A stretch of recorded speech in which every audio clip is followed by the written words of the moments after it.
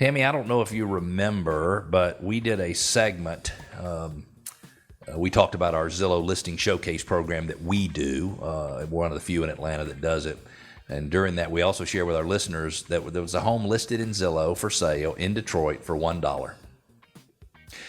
You got it. There was a home in Detroit listed for sale for $1. Was it a real listing? A real listing. Like the seller really wanted $1. Yep.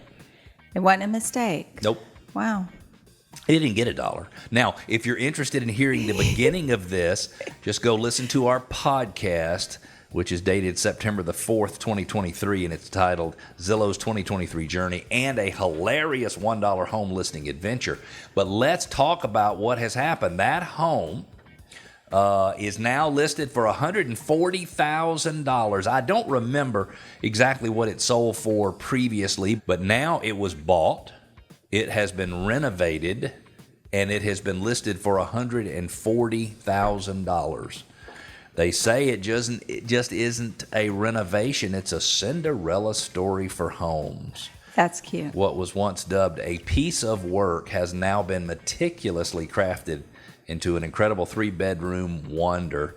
It's nestled on a humble crawl space. It's 1,000 square feet. It's seen a thorough makeover and is now ready to be put back on the market. I think that's pretty cool. She's had her glow up. She's had her glow up. We gave her a glow up. So it's listed for $140,000. Don't worry, listeners. We told you it was listed for $1. I think it sold for $20,000 or $30,000, if I remember correctly. Now they've invested in it. It's listed for $140,000, and we'll keep you in the loop. Who knows? Maybe we'll be talking about this home 10 years from now. Kudos up with the to value. that listing agent for not buying that from that seller. What do you think about people buying a foreclosure, good or bad, or a fixer-upper? Oh, well, good. I think it's an amazing opportunity. Yeah, absolutely. Now, not for everybody. Not for everybody. Some people don't have the patience or the skills or the money to fix up a house. And I think today, if you were to buy a house, you'd want one that's kind of move-in ready. Oh, yes. I am not fixing up anything. I might be willing to buy a fixer-upper. I did not buy a fixer-upper, but I might be willing to do it because it might be a little bit easier.